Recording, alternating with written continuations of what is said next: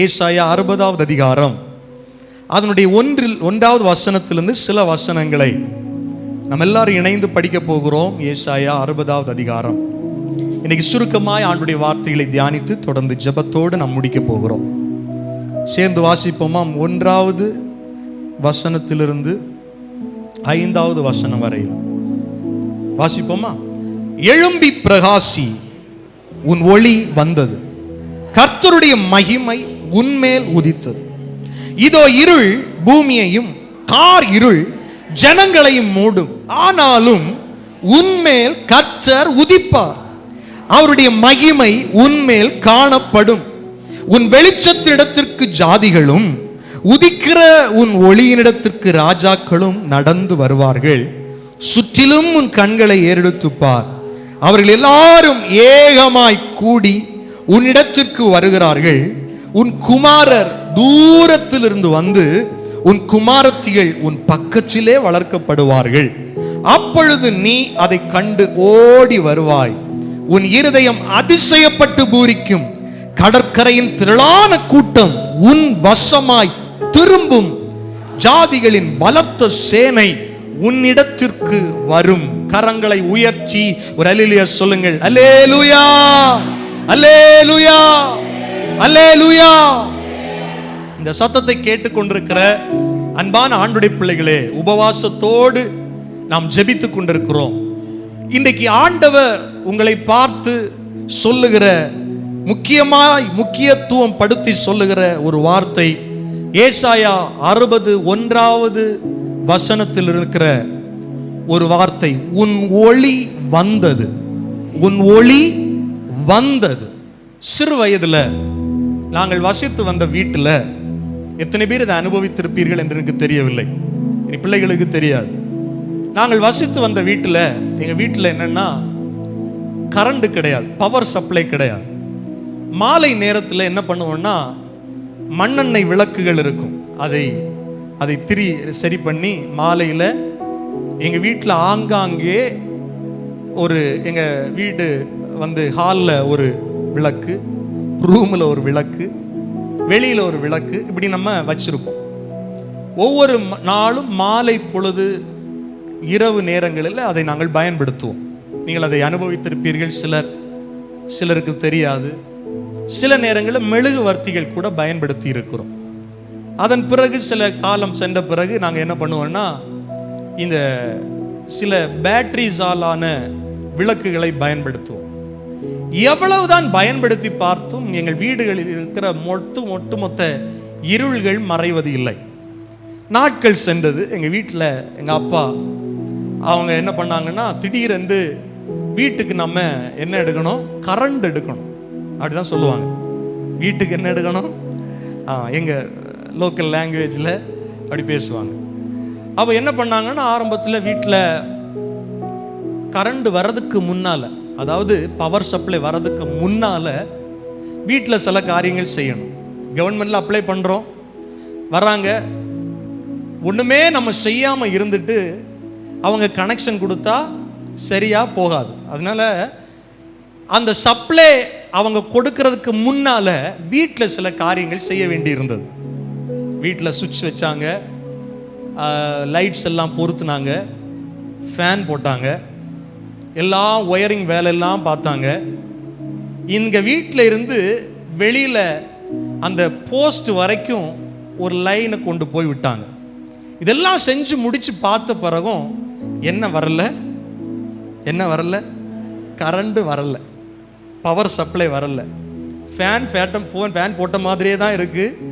நாம தான் பக்கத்தில் போய் ஒரு குச்சி எடுத்து தட்டி விட்டால் தான் அது சுத்தம். லைட் அப்படியே இருக்குது, லைட் இருக்குது, ஆனால் வெளிச்சம் இல்லை. எல்லாம் இருக்குது, ஆனால் அதனால யூஸ் இல்லை, பிரயோஜனம் இல்லை. ஆனால் ஒரு நாள் வந்தது, எங்கள் வீட்டுக்கு ஒருத்தர் வந்தார். காக்கி சட்டை, காக்கி பேண்ட் போட்டு ஒரு லைன்மேன் வந்தார். இது உங்கள் வீடா?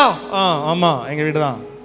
நீங்கள் கரண்ட்டுக்கு அப்ளை பண்ணியிருந்தீங்களா? ஆமாம், அப்ளை பண்ணியிருந்தோம். வீட்டில் வேலையெல்லாம் முடிஞ்சிருச்சு. லைன்லாம் கொண்டு விட்டீங்களா? உண்டா, சரி. அவர் கடன்னு போஸ்ட்டில் ஏறினார். அங்கே ஏதோ வேலை செஞ்சுட்டு டிரான்ஸ்ஃபார்மரில் போய் ஏதோ ஒன்று ஆன் பண்ணி விட்டார். அவ்வளோ நாள் சுத்தாத ஃபேனு, அவ்வளோ நாள் எரியாத லைட்டு, அவர் சப்ளை கொடுத்த உடனே சுத்த ஆரம்பிச்சிருச்சு, லைட் எரிய ஆரம்பிச்சு. முதல் முறையாக அந்த நாள் தான் எங்கள் வீட்டில் இருந்த பிரகாசத்தை நாங்கள் நைட்டு பார்த்தோம். கவனிங்கள், எனக்கு அன்பான ஆண்டுடைய பிள்ளைகளே, நமக்கான ஒரு ஒளி வந்திருக்கிறது, நம்முடைய வாழ்க்கைக்கான ஒளி வந்திருக்கிறது. இவ்வளவு நாட்கள் நீங்கள் உங்கள் வாழ்க்கையில் ஒரு வெளிச்சத்தை, ஒரு பிரகாசத்தை, ஒரு மகிமையை அனுபவிக்காமலே வாழ்ந்து கொண்டிருக்கலாம். இனி வருகிற வாழ்க்கை, வருகிற நாட்களை கர்த்தர் பிரகாசமாய் உங்கள் வாழ்க்கையில் மாற்ற விரும்புகிறார். வேத வசனம் நாம் ஆராதிக்கிற இயேசுவை குறித்து தெளிவாய் சொல்லுகிறது. உலகத்தில் வந்த எந்த மனிதனையும் பிரகாசிக்கிற மெய்யான ஒளியே அந்த மெய்யான ஒளி. இந்த மெசேஜில், இந்த செய்தியில், இந்த உபவாச கூடுகையில் இங்கே வந்திருக்கிற ஒவ்வொருவரையும் பார்த்து கர்த்தருடைய வார்த்தை வருகிறது. உன் ஒளி வந்தது, உங்கள் ஒளி வந்து சேர்ந்திருக்கிறது, உங்களோடு கனெக்ட் ஆகியிருக்கிறது. எனக்கு அன்பான ஆண்டுடைய பிள்ளைகளே, இயேசுவை குறித்து வேத வசனம் சொல்லுகிறது, அவர் இந்த உலகத்திற்கு ஒளியாய் இருந்தார், இருளானது அவரை பற்றி கொள்ளவில்லை. யார் யார் அவரை விசுவாசித்தார்களோ அவர்களையும் கர்த்தர் பிரகாசமாய் மாற்றினார். எப்படி சூரியனிலிருந்து ஒளியை சந்திரன் வாங்கி இருளிலே அது பிரகாசிக்கிறதோ, அதே போல வெளிச்சமாகிய நீதியின் சூரியனாகிய இயேசுவிடத்திலிருந்து நீங்களும் நானும் ஒளியை வாங்கி, பிரகாசத்தை வாங்கி, இருள் நிறைந்த இந்த உலகத்திலே நாம் பிரகாசிக்க வேண்டும் என்று கர்த்தர் விரும்புகிறார். நல்லா என் வார்த்தையை கவனிக்கணும். சந்திரனுக்கு என்று வெளிச்சம் கிடையாது. சந்திரன் இயல்பாகவே ஒளிரக்கூடியது அல்ல.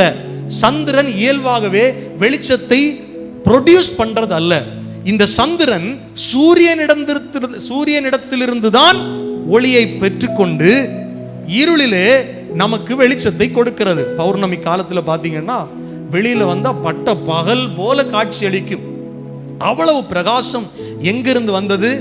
இயல்பாகவே வெளிச்சம் இல்லாத ஒரு சந்திரன் எப்படி சூரியனிடத்திலிருந்து பெற்று வெளிச்சத்தை தருகிறதோ, அதுபோலதான் இயல்பாகவே மனிதன் பாவத்திலும் சாபத்திலும் இருளிலும் இருக்கிறான். ஆனால் எப்பொழுது இயேசுவை ஏற்றுக்கொள்ளுகிறானோ அந்த நீதியின் சூரியனிடத்திலிருந்து அவன் வெளிச்சத்தை பெற்றுக் கொள்ளுகிறான். இந்த சத்தத்தை கேட்கிற தேவனுடைய பிள்ளைகளே, நீங்கள் இயேசுவின் நாமத்தினாலே நீங்கள் ரட்சிக்கப்பட்டவர்களா? இயேசுவை சொந்த ரட்சகராக ஏற்றுக்கொண்டவர்களா? தேவனுடைய பிள்ளைகளாக உண்மையிலே நீங்கள் மாற்றப்பட்டது உண்மை என்றால் உங்கள் வாழ்க்கையிலும் இந்த வெளிச்சத்தை கர்த்தர் தர வல்லமை உள்ளவராக இருக்கிறார். உங்களையும் பிரகாசிப்பிக்க வல்லமை உள்ளவராக இருக்கிறார். நான் வாசித்தோம், நம்முடைய வெளிச்சம் நம்மிடத்தில் வந்து நாம் பிரகாசிக்க துவங்கும் போது ராஜாக்கள் கூட நம்மை தேடி வருவார்கள், நடந்து வருவார்கள். எனக்கு அன்பானவர்களே, யோவான் ஸ்நானகனை குறித்து வேத வசனம் சொல்லுகிறது, அவனுடைய வாழ்க்கையில் ஊழிய காலம் டவுன்ல இல்ல, கிராமத்தில் இல்ல, ஜனங்கள் குடியிருப்புகளில் இல்ல, மாறாக அவனுடைய ஊழியம் எங்கு இருந்தது என்றால் வனாந்தரத்தில் இருந்தது. இயேசு யோவானை குறித்து சொல்லும் போது சொல்லுகிறார், நீங்கள் எதை தேடி போனீர்கள்? மெல்லிய வஸ்திரம் அணிந்தவனையா? வனாந்தரத்தில் எதை தேடி போனீர்கள்? நாணலையா? யோவான் ஸ்நானகனை குறித்து சொல்லும் போது அவர் சொல்லுகிறார், வனாந்தரத்தில் ஜனங்கள் யோவானை தேடி போக காரணம் என்னன்னா, அவன் எரிந்து பிரகாசிக்கிறவனா இருந்தான். ஹல்லேலூயா. அந்த பிரகாசத்தை தேடிதான் ஜனங்கள் போனார்கள். எந்த ஒரு சபை பிரகாசிக்கிறதோ, எந்த ஒரு ஊழியம் கர்த்தரால் பிரகாசிக்கிறதோ, கவனிங்க, செயற்கையாய் உருவாக்கப்படுகிற பிரகாசம் உண்டு, இயற்கையாய் வருகிற பிரகாசம் உண்டு. இப்போ இயற்கையான பிரகாசம்னா சூரியனிலிருந்து வருகிற வெளிச்சம் தான். ஆமாவா இல்லையா? இங்க போட்டிருக்கிற லைட்டு, வெளியில நம்ம யூஸ் பண்ற லைட் எல்லாமே செயற்கையாய் உருவாக்கப்படுகிறது. இயற்கையாய் உருவாக்கப்பட்ட இந்த சூரியனுக்கு முன்னால நீங்க எவ்வளவு பிரகாசத்தை செயற்கையா உருவாக்குனாலும் என்ன பண்ண முடியாது? சொல்லுங்க, அதை ஈடு பண்ணவே முடியாது. சூரிய வெளிச்சத்திற்கு இணையா இந்த பூமியில இன்றளவும் எந்த மனிதனும் ஒரு பிரகாசத்தை கண்டுபிடிக்கவே இல்லை. அதே போலதான் செயற்கையாய் நாம் ஒரு பிரகாசத்தை உருவாக்குவது கொஞ்ச நாள் அது அணைஞ்சு போகும். ஆனா இயற்கையாகவே கர்த்தர் கொடுக்கிற ஒரு பிரகாசம் அது அணையாத தீபமாக என்றென்றைக்கும் அது சுடர் ஒளி விட்டு கொண்டே இருக்கும். இன்னைக்கு அநேகருடைய வாழ்க்கையில கர்த்தர் இந்த ஒரு பிரகாசத்தை தர விரும்புகிறார். உங்க இருதயத்தில், உங்க மனதில், உங்க வீட்டில், உங்க வாழ்க்கையில பிரகாசத்தை தர விரும்புகிறார். யோவான் எரிந்து பிரகாசிக்கிறவனா இருந்தான். அவன் தெளிவாய் இயேசுவை குறித்து சாட்சி கொடுக்கிறான். என்ன தெரியுமா?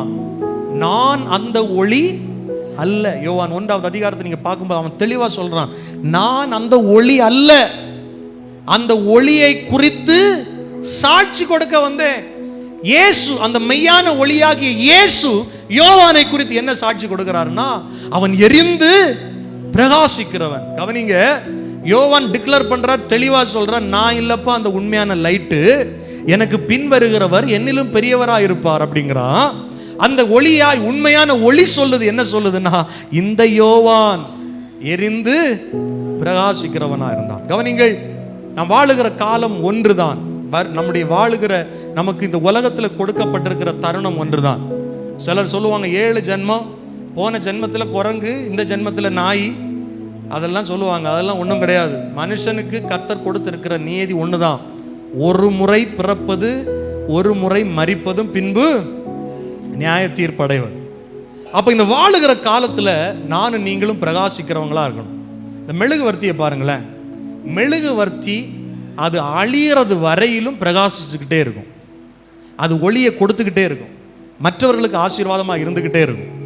நானும் நீங்களும் வாழும் காலம் முடிகிறது வரையிலும் மற்றவர்களுக்கு ஆசீர்வாதமாக இருந்து கொண்டே இருக்க கர்த்தர் விரும்புகிறார். அப்படின்னா என்னன்னா, நாம முதல்ல பிரகாசமா இருக்கணும். புரியுதா? ஹலோ, இந்த லைட்டு எரியலைன்னா இங்க வெளிச்சம் இல்லை அப்படின்னா அது முதல்ல பிரகாசிக்கணும். அது பிரகாசித்தால் தான் எனக்கு அது என்ன கொடுக்குது? பிரகாசத்தை கொடுக்குது. அது ஃபியூஸ் ஆயிருச்சு, அது நாசம் ஆயிருச்சுன்னா அதனால பிரயோஜனம் இல்லை, தூக்கி வீசணும், அவ்வளவுதான். கவனிங்கள், அதே போலதான் வாழ்க்கை. நம்ம வாழ்க்கை பிரகாசமா இருக்கிறது வரையில தான் மற்றவர்களுக்கு அது ஆசீர்வாதம். அப்படின்னா நானும் நீங்களும் பிரகாசிக்கணும். இந்த வார்த்தைகளை கேட்கிற நம்ம ஒவ்வொருவரையும் கர்த்தர் பிரகாசமாய் மாற்ற விரும்புகிறார். அப்போ எப்படி நாம பிரகாசிக்க முடியும்? நமக்கு தெரிந்த காரியங்கள் தான். நான் வேகமா 3 காரியத்தை உங்க முன்னால வைக்க விரும்புறேன். இதுல நீங்க இன்னும் இதை கடைபிடிக்கல, இன்னும் நான் செய்யல, இல்ல நான் செய்யறேன் ரெகுலரா செய்யல, அப்படி இருந்தீங்கன்னா நீங்க ரெகுலரா செய்வீங்கன்னா உங்க வாழ்க்கை பிரகாசமா இருக்கும். ஒரு மனிதன் பிரகாசிக்கணும்னா முதல்ல அவன் செய்ய வேண்டிய ஒரு காரியம், நித்திய ஒளியாக இருக்கிற அந்த இயேசுவோடு நடக்கிற அனுபவம் அவனுக்கு இருக்கணும். கவனிக்கிறீங்களா? நீங்க பிரகாசம் உள்ளவர்களாக மாற விரும்புறீங்க தானே? உங்க குடும்பம் பிரகாசிக்கணும்னு விரும்புறீங்க தானே? நீங்க செய்கிற ஊழியம் பிரகாசமா இருக்கணும்னு விரும்புறீங்க தானே? உங்க வாழ்க்கையில் உங்களுடைய பிள்ளைகளுடைய வாழ்க்கை பிரகாசமா இருக்கணும்னு விரும்புறீங்க தானே? அதற்கு நீங்க முதல்ல செய்ய வேண்டிய ஒரு காரியம், நீங்கள் தேவனோடு நடக்கிறவங்களா இருக்கணும், தேவனோடு வாழுகிறவர்களாக இருக்கணும், தேவனோடு உங்கள் உறவு நெருக்கப்பட்டதாக இருக்கணும். எப்படி சூரியனிலிருந்து சந்திரன் ஒளியை பெற்றுக்கொள்ளுதோ அதே போல நீங்க தேவனோடு நடக்கும்போது தான் அந்த ஒளியை பெற்றுக்கொள்ள முடியும். வேற எந்த மேஜிக்கும் கிடையாது, வேற எந்த மேஜிக்கும் கிடையாது, மாய்மாலமும் கிடையாது. ஆண்டவரோடு ஒரு மனுஷன் நடக்கிறான்னா அவனை கர்த்தர் பிரகாசம் உள்ளவனா மாற்றுவான். கவனிக்கிறீங்களா? ஏனோக்கை குறித்து பைபிள் சொல்லுது, அவன் தேவனோடு சஞ்சரித்தான், நடந்தான். நோவாவை குறித்து பைபிள் சொல்லுகிறது, அவன் தேவனோடு நடந்தான். இப்படி தேவனோடு நடந்தவர்களை குறித்து அநேகரை வேதம் போதிக்கிறது. ஆபிரகாமை குறித்து கர்த்தர் சொன்னார், அவன் என்னுடைய சிநேகிதன். அப்படின்னா என்ன? ஃப்ரெண்ட்ஸை பார்க்காம இருக்கக்கூடாது, ஃப்ரெண்ட்ஸு கிட்ட பேசாம இருக்க. அப்போ ஆபிரகாம் கூட தேவனோடு நடக்கிற அனுபவத்தை பெற்றிருக்கிறான். கவனிங்கள், வேத வசனம் தெளிவாய் சொல்லுகிறது. என்னாகமம் 6வது அதிகாரம் 25, 26 வசனங்களை ஒருத்தர் வாசிங்க பார்க்கலாம். என்னாகமம் 6வது அதிகாரம் 25, 26 வசனம். கர்த்தர் தம்முடைய முகத்தை உன்மேல் பிரகாசிக்க பண்ணி உன்மேல் கிருபையா இருக்க கடவர். கர்த்தர் தம்முடைய முகத்தை உன்மேல் பிரசன்னமாக்கி உனக்கு சமாதானம் கட்டளையிட கடவர். அப்போ நம்ம வாழ்க்கையில பிரகாசத்தை நாம் அடையணும்னா ஆண்டவருடைய முக பிரகாசம் நமக்கு தேவை. ஆண்டவருடைய முகத்தை நம்மேல் பிரசன்னமாக்குதலின் அனுபவம் தேவை. கவனிங்கள், எந்த ஒரு மனிதனுடைய வாழ்க்கையில் அவருடைய முகத்தை பிரசன்னமாக்குவார், எந்த மனிதனுக்கு தன்னுடைய முகத்தை காண்பிப்பார், எந்த மனுஷனை கர்த்தர் பிரகாசிக்க பண்ணுவார்னா, நான் சொன்னது போல தேவனோடு எந்த மனுஷன் நடக்கிறானோ அவனுடைய முகத்தை தான் கர்த்தர் பிரகாசமாக்க முடியும். அவருடைய முகத்தை தான் கர்த்தர் மறுரூபமாக்க முடியும். நீங்கள் யாத்திராகமம் 34வது அதிகாரத்தை படிச்சு பார்த்தீங்கன்னா மோசேயுடைய முகம் பிரகாசித்தது என்று பைபிள் சொல்லுகிறது. ஒரு சாதாரணமான மனிதன், திக்குவாய் உடையவன், தேவனுடைய அழைப்பை ஆரம்பத்திலே மறுத்தவன். நான் இந்த ஊழியத்துக்கு லாயக்கு இல்ல, இந்த ஜனங்களை நடத்த முடியாது, நான் வாக்கு வல்லவன் அல்ல, என்னால பிரகாசிக்க முடியாது, என்னால வாழ்க்கையில முன்னேற முடியாது, என்ன விட்டுருங்க, வேற யாரையாவது தேடுங்கன்னு சொல்லி ஒதுங்கினவன், ஓடினவன், பின்னாக தேவனுடைய அழைப்பை ஏற்க முடியாமல் திணறின ஒரு மனுஷனை குறித்து பைபிள் சொல்லுகிறது, அவனுடைய முகம் சூரியனை போல பிரகாசித்தது. சாதாரணமான மனிதன், உங்களை போல என்னை போல பாடுள்ள ஒரு மனிதன், நெருக்கப்பட்ட ஒரு மனிதன். கவனிக்கிறீங்களா? அதற்கு காரணம் என்ன என்று அங்கே வேத வசனம் சொல்லுகிறது. யாத்திராகமம் 34வது அதிகாரம் 30வது வசனத்தை ஒருத்தர் வாசிங்க. ஆரோனும் இஸ்ரவேல் புத்திரர் எல்லாரும் மோசேயை பார்க்கும்போது அவன் முகம் பிரகாசித்து இருப்பதை கண்டு அவன் சமீபத்தில் சேர பயந்தார்கள். ஆரோனும் மிரியாமும் யார்? வேத வசனத்தை நாம் வாசித்து பார்க்கும்போது இஸ்ரவேல் புத்திரர்கள் யார்? இந்த மோசேயை அவமதித்தவர்கள். ஆரோன் பாருங்க, மிரியாம் பாருங்க, கேட்கிறாங்க, ஆண்டவர் அவர் கூட மட்டும் தான் பேசுவாரா, எங்க கூட பேச மாட்டாரா? மோசே கிட்ட மட்டும் தான் பேசுவாரா? பொறாமைப்பட்டவர்கள். மோசேயுடைய வளர்ச்சியை பார்த்து, மோசே தேவனோடு இருந்த ஐக்கியத்தை பார்த்து பொறாமைப்பட்டவர்கள். இஸ்ரவேல் ஜனங்கள் கல்லறிய நிற்கிறார்கள், மோசேக்கு விரோதமாக முறுமுறுத்தார்கள். இந்த ஜனங்கள் பார்க்கிற நிலையில மோசேயுடைய முகம் பிரகாசித்திருக்கிறது. கவனிங்கள், உங்களை வெறுத்தவர்கள், உங்களை புறந்தள்ளினவர்கள், உங்களை ஏளனமாக எள்ளி நகையாடினவர்கள், உங்களை அவதூறாக பேசினவர்கள், உங்கள் வாழ்க்கைக்கு எதிராக சூழ்ச்சி செய்தவர்கள் அத்தனை பேர்களும் கண்டு பயப்படத்தக்கதாக கர்த்தர் உங்களுடைய முகத்தை பிரகாசிக்க பண்ணுவாராக. ஹல்லேலூயா. ஏசாயா 60 அதைத்தான் வாசித்தோம். ஜனங்கள் உன்னை தேடி வருவார்கள்.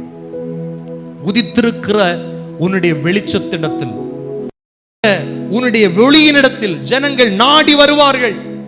எப்படி இங்கே நம்ம வெளிச்சம் வீசப்படும் போது மாலை நேரங்களில், மழை காலங்களில் ஈசல்கள் வெளிச்சத்தை தேடி ஓடி வருகிறதோ, அதே போல உதிக்கிற உன்னுடைய ஒளியினிடத்திற்கு உன்னை எதிர்த்தவர்கள் கூட ஓடி வருவார்கள், உன்னை தேடி வருவார்கள். மோசேயை பாருங்கள், மலையிலிருந்து இறங்கி வர்றான், முகம் பிரகாசிக்கிறது, அவன் பக்கத்துல போறதுக்கு கூட பயப்பட்டாங்க.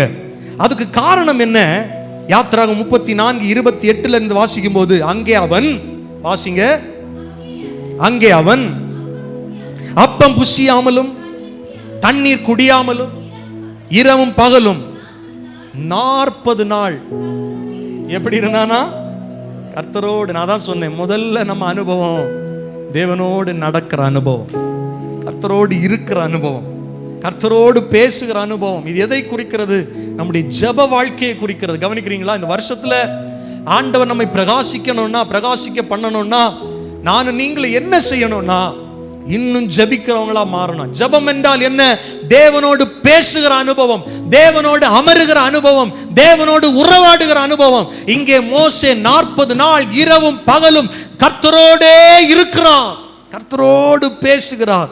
வேத வசனம் சொல்லுகிறது, ஜெபம் என்பது நாம் கர்த்தரோடு பேசுவது மாத்திரமல்ல, ஜெபம் என்பது கர்த்தரும் நம்மோடு பேசுவது. Two way conversation. ஆமென். யாரும் போனை போட்டுட்டு சும்மா தம்போக்கில் பேச மாட்டாங்க. எதிர்மனையில் யாராவது பேசினாதான் அந்த பேச்சுக்கு ஒரு அர்த்தம் இருக்குது. ஆமாவா இல்லையாங்க? ஜெபம் எப்பொழுது அர்த்தம் உள்ளதாய் மாறுகிறது என்றால், நீங்கள் ஜெப நேரத்தில் ஆண்டுடைய சத்தத்தை கேட்கிறவர்களா இருக்கணும். ஆண்டுடைய வார்த்தை உங்களுடைய காதுகளிலே தொனிக்கிற அனுபவத்தை பெற்றுக் கொள்ளுகிறவர்களாக இருக்க வேண்டும். வேத வசனம் சொல்லுகிறது, யாத்திராகமம் 34வது அதிகாரம் 29வது வசனத்தை வாசியுங்கள். மோசே சாட்சி பலகைகள் 2ஐயும் தன் கையில் எடுத்துக்கொண்டு சீனாய் மலையிலிருந்து இறங்குகிற போது தன்னோட கர்த்தர் பேசினதினாலே தன் முகம் பிரகாசித்திருப்பதை அவன் அறியாதிருந்தான். நிறைய நேரத்தில் நம்ம முகம் பிரகாசித்திருக்கிறது நமக்கு தெரியாது. ஆமே, நானா இப்படி மாறினேன் நமக்கு தெரியாது. மக்கள், ஜனங்கள் சொல்லுவாங்க, எப்பா நீ முன்னால மாலை இல்லை, ரொம்ப மாறிட்ட, உன் முகம் பிரகாசமா இருக்கு, உன் வாழ்க்கை பிரகாசமா இருக்கு, உன் லைஃப் ஸ்டைலே மாறிடுச்சு. கர்த்தர் நம்மை அப்படி மாற்றுவாராக. ஆமென் சொல்லுங்கள். அதற்கு முக்கிய காரணம் நாம் தேவனோடு நடக்க வேண்டும். மோசே கர்த்தரோடு இரவு பகல் 40 நாள் இருந்தான். இந்த மாதத்தில் வந்திருக்கிற தேவ பிள்ளைகளே, ஆண்டவரோடு உள்ள உறவை புதுப்பித்துக் கொள்ளுங்கள். ஜெபிக்க உங்க வாழ்க்கையை விட்டு கொடுங்க. ரொம்ப ஓடாதீங்க, ஓடிட்டே இருக்காதீங்க. அதை செஞ்சேன் இதை செஞ்ச ஒண்ணுமே நடக்கலையே ஆண்டவர் புலம்பாதீங்க. முதல்ல ஆண்டவர் சமூகத்தில் டைம் எடுத்து உட்காருங்க, நேரம் செலவு பண்ணுங்க. உலகத்துல நிறைய டைம் ஸ்பெண்ட் பண்றோம் பாருங்க, வேலைக்காக, முயற்சிக்காக, பிள்ளை காரியத்துக்காக, தவறல்ல. ஆனா அதை விட தேவ சமூகத்தில் நேரம் செலவிடுவது, அதுவும் தனியாக செலவிடுவது ரொம்ப முக்கியம். உங்க வாழ்க்கை பிரகாசிக்கணும்னா தனி ஜெபம், தனியாய் ஆண்டவரோடு நீங்கள் இருக்கிற அனுபவம் ரொம்ப முக்கியம். இரவும் பகலும் 40 நாள் மோசே தரித்திருந்தார், அவருடைய முகம் பிரகாசித்தது. இரண்டாவது காரியம் 119வது சங்கீதம் அதனுடைய 105வது வசனத்தை வாசிங்க பார்க்கலாம். உம்முடைய வசனம் என் கால்களுக்கு தீபமும் என் பாதைக்கு வெளிச்சமா இருக்கிறது. தேவனோடு நடக்கிற அனுபவம், அதே போல வேத வசனங்களை தியானிக்கிற அனுபவம் இருக்கணும். இன்னைக்கு நிறைய பேர் நல்ல ஜெபம் பண்ணுவாங்க, இன்னும் வாழ்க்கை ஏன் பிரகாசிக்கலைன்னா வசனம் தெரியல, வசனம் படிக்கிறது இல்லை, பைபிளுக்கு அவங்களுக்கும் சம்பந்தமே இல்லை. பாஸ்டர் 4 வார்த்தை பேசுங்க பாஸ்டர், அதை கேட்டுட்டு போயிடுறோம். இல்லைங்க, உங்களுக்கும் இந்த வேத புத்தகத்துக்கும் ஒரு தொடர்பு இருக்கணும். இந்த வேத வசனம் தான் நம்முடைய கால்களுக்கு தீபமா இருக்கிறது. ஒரு மனுஷன் குருடனா இருக்கிறான்னு வச்சுக்கோங்களேன், அவன் எவ்வளவு வெளிச்சமா இருந்தாலும் அவனால் நடக்க முடியுமா சொல்லுங்க? ஆள் துணை இல்லாம நடக்க முடியுமா? நடக்கவே முடியும். ஏன்னா அவன் கண்கள் என்னவா இருக்கு? இருளா இருக்கு. இன்னைக்கு நிறைய பேருடைய கண்கள், மனக்கண்கள் இருளா இருக்கு. பவுல் ஜெபம் பண்ணும்போது ஜெபம் பண்றாரு இல்லையா, இந்த ஜனங்களுடைய மனக்கண் இவர்களுக்கு என்ன கொடுக்கணும் ஆண்டவரே? பிரகாசம் உள்ள மனக்கண்களை. கண்ணு முதல்ல பிரகாசமா இருக்கணும். இன்னைக்கு நிறைய ஜனங்கள் அறியாமையினால இருக்கிறது காரணம் என்னன்னா, கிறிஸ்தவர்களே இயேசுன்னா யாருன்னு சொல்ல தெரியாம இருக்க காரணம் வசனம் தெரியல, மன கண்ணு குருடா இருக்கு, வார்த்தை தெரியல. ஆண்டவர் சொல்ற என் ஜனம் அறியாமையினால் சங்காரமாகிறார். ஏன்னா பைபிள் தெரியல, வாசிக்கல. மெத்த படித்தவர்கள், கலெக்டர்ஸ், டாக்டர்ஸ், என்ஜினியர்ஸ், பைபிள் தெரியல, வசனம் தெரியல, தெய்வத்தை குறித்த அறிவு இல்லை. வசனத்தை கேட்கிற தேவ பிள்ளைகளே, வார்த்தைக்கு முக்கியத்துவம் கொடுங்க. ஏன் அந்த வசனம் தான் நம்முடைய கால்களுக்கு தீபமா இருக்கு. இன்னொன்னு சொல்றேன், கண்ணு நல்ல பார்வை இருக்கு, ஆனா வழி ஃபுல்லா இருட்டா இருக்கு. அப்ப நடக்க முடியுமா? கண்ணில் நல்ல பார்வை இருக்குங்க, ஒரு இடத்துக்கு நடந்து போறீங்க, திடீர்னு பவர் கட் ஆயிருச்சு, ஸ்ட்ரீட் லைட்டே இல்லை, அமாவாசை வேற, நீங்க சொல்லுங்க நடக்க முடியுமா? ஃப்ரீயா நடந்து போயிடலாமா? பேசுங்க. இல்ல. அப்ப கண்ணும் வெளிச்சமா இருக்கணும், பாதையும்.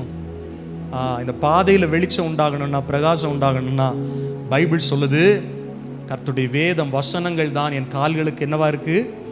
தீபமா இருக்கு, என் பாதைக்கு வெளிச்சமா இருக்கிறது. மன கண்ணு திறக்கணும், என் வழிகளில் கர்த்தருடைய வசனம் கிரியை செய்யணும். ஆண்டவருடைய வசனம் அதன்படி நான் நடக்கும்போது தான் வெளிச்சம் உண்டாகும். இல்லைன்னா எடறி விழுந்துருவோம், இல்லைன்னா தடுக்கி கீழே பொத்துன்னு விழுந்துருவோம், எழும்ப முடியாத அளவில் அடிபட்டுரும். நிறைய பேருடைய பாதைகளில் தேவ வசனத்தின், வேத வசனத்தின் வெளிச்சம் இல்லாததுனால தான் தடுக்கி விழுந்துடுறாங்க, எழும்ப முடியாம அங்கேயே கிடக்குறாங்க. வாழ்க்கை முழுவதும் இருளாய் இருக்கிறது. வசனத்துக்கு முக்கியத்துவம் கொடுங்க. பைபிள் சொல்லுகிற 119 சங்கீதம் 130 சொல்லுது, உடைய வசனத்தின் பிரசித்தம் என்ன தருகிறது? வெளிச்சம் தருகிறது, பிரகாசத்தை தருகிறது, பேதைகளை கூட உணர்வுள்ளவர்களாக மாற்றுகிறது. நீங்கள் 36வது சங்கீதம் 9வது வசனத்தில் வசனம் சொல்லும், வெளிச்சத்திலே வெளிச்சம் காண்கிறோம். யாரு? அது என்ன வெளிச்சம்னா, நீதிமொழிகள் 6:23 சொல்லுகிறது, கட்டளையே விளக்கு, வேதமே வெளிச்சம். வேதமே வெளிச்சம். முதல்ல சொன்ன நம்ம வாழ்க்கை பிரகாசமா இருக்கணும்னா நீங்க தேவனோடு நடக்கணும். 2வது காரியம், வேத வசனங்களை படிக்கணும், தியானிக்கணும். வசனம் தான் நம்ம வாழ்க்கையில வெளிச்சத்தை கொண்டு வர முடியும். ஆமீன் சொல்லுங்க. ஆமா, வேத வசனத்துடைய கேளாதவருடைய ஜெபம் கூட அருவருப்பானது.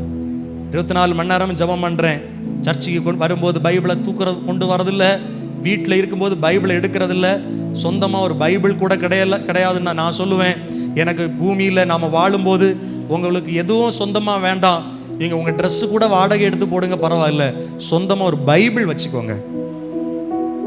புரியுதா நான் சொல்கிறது? நம்ம உடைகளை விட வேத புத்தகம் ரொம்ப முக்கியம். நல்லா இந்த வசனத்தை கேளுங்க, வார்த்தை கேளுங்க. 150 ரூபாயிலிருந்தே பைபிள் இருக்கு, விற்பனை செய்யப்படுகிறது.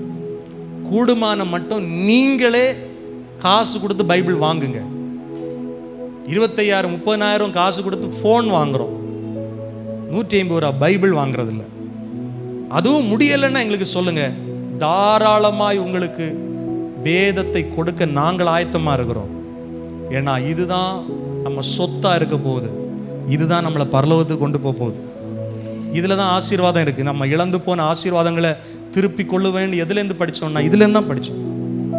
இதுதான் நம்ம வாழ்க்கையை பிரகாசிப்பிக்கும். ஆமீன் சொல்லுங்க. வேதமே வெளிச்சம், கட்டளையே விளக்கு. கடைசி ஒரு காரியம் பாருங்க, மல்கியா 4வது அதிகாரம் 1வது வசனத்தை ஒருத்தர் வாசிங்க. மல்கியா 4:1 வாசித்து நாம் ஜெபித்து முடிக்க. இதோ சூளையை போல் எரிகிற நாள் வரும், துரும்பா இருப்பார்கள். வரப்போகிற அந்த நாள் அவர்களை சுட்டரிக்கும், அது அவர்களுக்கு வேரையும் கொப்பையும் வைக்காமற் போகும் என்று சேனையிலே கர்த்தர் சொல்லுகிறார். அடுத்த வசனம், ஆனாலும் என் நாமத்திற்கு பயந்திருக்கிற உங்கள் மேல் போதும் நீதியின் சூரியன் உதிக்கும். இந்த பிரகாசம் நம்ம பிரகாசிக்கணும்னா நிறைய காரியங்கள் வேதம் சொல்லுகிறது. அதில் பிரதானமாய் முக்கியமாய் 3 காரியங்களை மாத்திரம் உங்களுக்கு முன்பால வைக்கிறேன். 3வது என்னன்னா, ஆண்டுடைய நாமத்திற்கு பயப்படுகிற பயம் நமக்கு இருக்கணும். அவங்க மேலதான் நீதியின் சூரியன் உதிக்க முடியும். ஹலோ, வார்த்தைகளை கவனிக்கிற தேவ பிள்ளைகளே, நீங்க மனுஷருக்கு பயப்படுகிறீர்களா இல்ல கர்த்தருக்கு பயப்படுறீங்களா? சில ஊழியக்காரங்க கூட பாத்தீங்கன்னா மனுஷனுக்கு பயப்படுறாங்க, விசுவாசிகளுக்கு பயப்படுறாங்க. விசுவாசிகளுக்கு என்ன தேவையோ அதையே ஊழியமா செஞ்சுட்டு போயிடணும் பிரதர். இல்ல இல்ல இல்ல இல்ல, அப்படிப்பட்ட ஊழியம் வளராது. அப்படிப்பட்ட தேவ பிள்ளைகள் கர்த்தரை பிரியப்படுத்த முடியாது. நான் சொல்றேன், நம் ஒவ்வொருவருக்குள்ளாக தேவனுக்கு பயப்படுகிற பயம் வேண்டும். ஆமீன் சொல்லுங்க. தேவனுக்கு பயப்படுகிற பயம் என்னன்னா, தீமையை விட்டு விலகுவது, பொல்லாப்பை விட்டு விலகுவது, தீமையான காரியங்களை செய்யாமல் இருப்பது. என்னென்ன காரியங்கள் கர்த்தர் அருவருக்கிறாரோ அந்த காரியங்களை விட்டு ஓடுவதுதான் கர்த்தருக்கு பயப்படுகிற பயம். இந்த வருஷத்துல ஆண்டவருக்கு பயப்படுகிற பயம் உண்டாகட்டும். வேத வசனம் சொல்கிறது, தேவனுக்கு நீ கீழ்ப்படியும் போது, கர்த்தருக்கு பயப்படுகிற பயம் உனக்குள்ளாக இருக்கும்போது சத்துருவை நீ எதிர்க்க முடியும். வாழ்க்கையில பிரகாசம் உண்டாகும். இந்த வெளிச்சம் உங்களுக்குள்ள வரும்போது பிசாசு வெட்கப்பட்டு ஓடுவான். எப்படி சூரியனை பார்க்கும்போது கண்ணு கூசுதோ அது போல ஒன்ன பார்க்கும்போது பிசாசுடைய கண்ணு கூசிரும். ஹalleluya. ஆண்டவருக்கு பயப்படுகிற பயம் நமக்கு இருக்க வேண்டும். தெய்வ பயம். வேதம் சொல்லுகிறது, பயத்துடனே கர்த்தருக்கு ஆராதனை செய்யுங்கள், நடுக்கத்துடனே அவருடைய களி கூறுங்கள். அவரே பயப்படத்தக்கவர், அவரே துதிக்கு பாத்திரர். வார்த்தைகளை கவனிக்கிற ஆண்டவருடைய பிள்ளைகளே, ஆண்டவருக்கு பயப்படுகிற பயம் உங்க வாழ்க்கையில இருக்கும் என்றால் நீதியின் சூரியன் உங்கள் மேல் உதிக்கும். அதன் செட்டைகளின் கீழ் என்ன இருக்கும்? பைபிள் சொல்லுது, ஆரோக்கியம் இருக்கும். நீங்கள் வெளியே புறப்பட்டு போய் எப்படி வளர முடியும்? கொளுத்த கன்றுகளைப் போல வளர முடியும். கவனிங்க, பச்சை பசேல்னு இந்த மரங்கள் எல்லாம் வளருது இல்லையா? வெளியில இந்த மாமரம் நிக்குது, பெரிய பெரிய மரங்கள் பச்சை பசேல்னு இருக்கு இல்லையா? நாம நினைக்கிறோம் நல்ல தண்ணி மழை பெஞ்சுன்னா எல்லா இடம் பச்சை பசேல்னு இருக்கு. ஆனா பிரதானமா மழை தண்ணி அவசியம். அதை விட ரொம்ப கொழு கொழுன்னு வளரணும்னா எது அவசியம் தெரியுமா? சூரிய ஒளியும் அவசியம். இந்த பலாமரத்தை வீட்டுக்குள்ள நட்டு வைங்க, நல்லா வளரும். நீதியின் சூரியன் நம்ம மேல உதிச்சாதான் நம்ம வாழ்க்கை ஆசீர்வாதமா இருக்கும், செழிப்பா இருக்கும். அதுக்கு எப்படி வேணாலும் வாழ்ந்துடலாம். அந்த மரத்தை நம்ம எங்க வேணாலும் நடலாம் இல்லை, அந்த ஒளி படுகிற இடத்துல அந்த மரம் இருக்கணும். அது போல தேவனுக்கு பயப்படுகிற மனிதன் வாழ்க்கையில தான் அந்த நீதியின் சூரியனை கர்த்தர் பிரகாசிக்க பண்ணுவார்.